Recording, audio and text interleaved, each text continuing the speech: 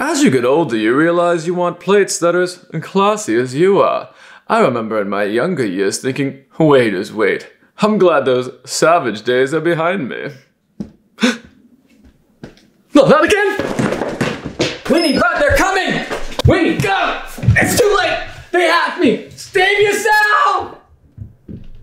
Today we're covering these Fringe Sports Savage Bumper plates, which have these color streaks through them. It's kind of like a marbled design, and I'm not going to say it's the main reason you'd buy them, but it's probably what draws most people in. They're easily the most complimented plates I own. I have the full 370-pound set, which is a pair of every size they make, 10s through 55s. And I'll be honest, I didn't need these, and they're not a necessary purchase, but neither were some of my favorite products.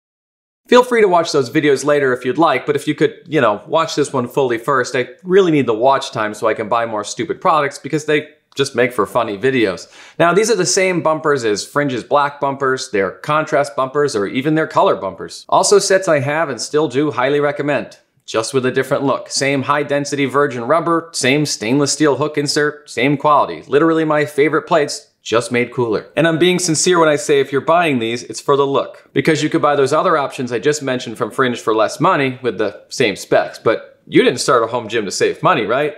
All right, let's get this thing started before I start offending people. These are sold in pairs or in sets, and Fringe has free shipping, which just means it's factored into the price, but they're fairly well priced versus the competition for a Fleck style plate. Where I think Fringe stands apart is their warranty, their service, and the durability of their plates. They literally have a video where they throw their 10-pound bumpers off a 40-foot roof onto concrete and the plates are fine. To put that into perspective, Titan says not to drop their 10-pound plates. Now, I'm not picking on Titan, I would never do that. It doesn't fit.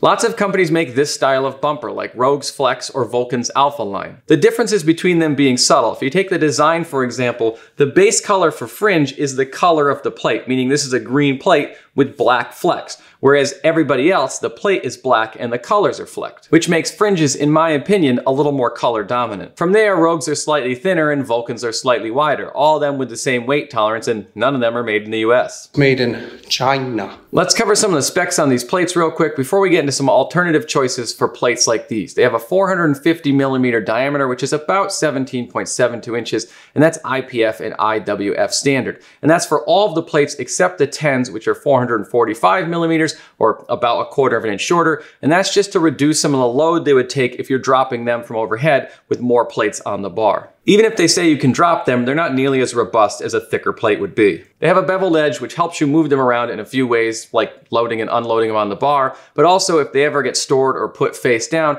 they're a lot easier to pick up. Believe me, I have a lot of Rogue deep dish plates without an edge, and if those things ever sit face down, it really just sucks the life out of you knowing you have to try to pick those up again. They're also listed as a 1% weight tolerance, and I tested every single one of mine and they're all well within spec. When it comes to width or that thickness of the bumper plate, they're probably somewhere in the middle versus the majority of bumper lines out there because there's a lot of variance between manufacturers. But for the sake of comparison, they're at 2.9 inches for a pair of 45s, which means you can probably fit about 5 of them on your bar before you run out of space. Plates like Rogue Echoes, which are 2.4 inches thick for their 45s, they're going to be a little bit thinner. If you're worried about not being able to get enough plates on the bar, you could look at another set of bumpers and you could take it to the extreme like a Titan urethane or a Rogue urethane. It really doesn't matter which one because they're really similar to each other, and for comparison's sake, they're just under 2.3 inches thick for a 45. Also, to put it into perspective, the Savages are thinner than a lot of other companies' bumpers like the Rogue HG 2.0, which has 45s that are 3.25 inches thick. They're made with 100% virgin rubber, which means not only are they more durable and denser, they also tend not to smell as much, and I didn't notice a virgin smell with them, but what do I know? I'm in a garage gym, so in a small space, it might be different. They also have a stainless steel hook insert, which gets molded into the bumpers rather than pressed in. And it's one of the reasons that I think Fringe makes some of the best bumpers out there. And that's not to say that other companies don't use a similar style hub sometimes, but Fringe does in every single one of their bumpers. And I've had those pressed in inserts pop out of my bumpers before, and yeah, it took years of use first, but I can't imagine these inserts coming out without some serious abuse. The hubs are also recessed into the rubber a little bit, so they're not gonna get smashed on your collars or rubbed together on the plates. Not that I normally mind a little bit of light rubbing, but not on my bumper plates. Now they're colored to IPF and IWF standards, so the 55s are red, the 45s are blue, the 35s are this nice yellow, but honestly, who needs 35s? Ugh. And the nice thing about that Fleck scheme is you can tell what the weights are basically from anywhere because of that color. Now my colors have held up great. I personally think these plates look awesome, but I do know as many reviews as possible had mentioned in his review that one of his 45s had faded a little bit, and one of my 10s has a little bit of yellowing in it, but that is something that Fringe mentions on their website, specifically that the 10s, if exposed to sunlight a lot, might turn a little bit green. It has a 50.3 millimeter diameter on the insert, which I think is a good thing because it's a little bit tighter when it fits on your bar, which means your plates aren't gonna be moving around as much. And they fit even on my worst bar, which, not to insult anybody who owns it, it was just a fun video we made to demonstrate that it was not a good product, even for the price, but even that bar worked with these plates. They've got a durometer rating of 90 on the 10s and 15s and 85s on everything else, which is going to deliver a very good dead bounce versus something like a crumb rubber bumper, which is known for their bounce. They have a 3-year warranty on any of these plates from 25 pounds and up, and a 1-year warranty on the 10s and the 15s. And to put that in comparison's sake,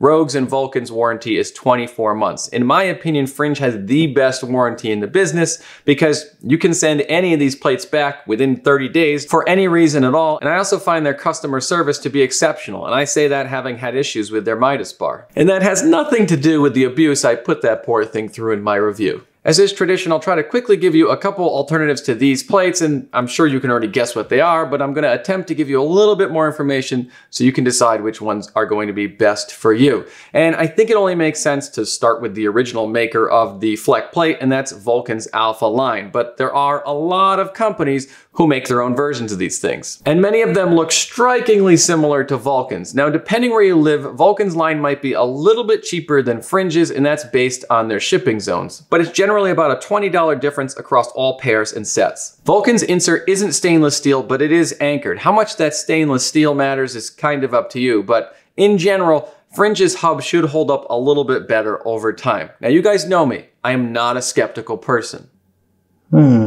I take everything a company says as true, and Vulcan claims to have their own rubber compound that they use in these that not only makes them quieter, but more durable, so much so that you can use them outside. Now, I've never seen them back up that claim. I have heard a lot of people parrot that claim. I just haven't seen it proved. Now, that's not to say it's not true. I think it's a bold claim, and the fact that they're brave enough to say it is a big deal. I just wish they would do a little bit better job of proving it. Or maybe I should just take all these bumpers and throw them off a roof and see who wins. Now, I do genuinely really like Vulcan's Alpha bumper plates, and you can also check out their Absolute training plates if you like that style and you want to step it up to the next level. We can't talk about Flex style plates without talking about Rogue, and if you've been trying to buy them for the last 2 years, they're finally in stock. Well, maybe. They're similar in appearance to Vulcan's, but they don't have an anchored insert, though it is stainless. And depending on your zipping zone, it should...